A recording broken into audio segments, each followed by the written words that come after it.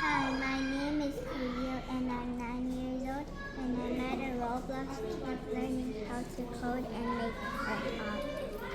So this code, it changes the color because when you do brick color, it changes the color.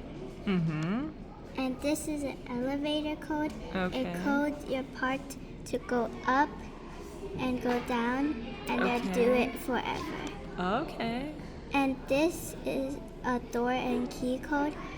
It makes the key open the door when it touches together. But what if something that is not the key touches it?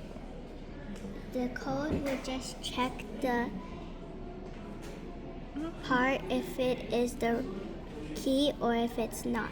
If it's not the key, then this code will not play.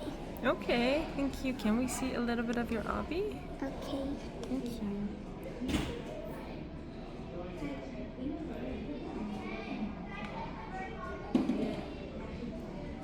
This is some of my obbies, and they're cats that chase you.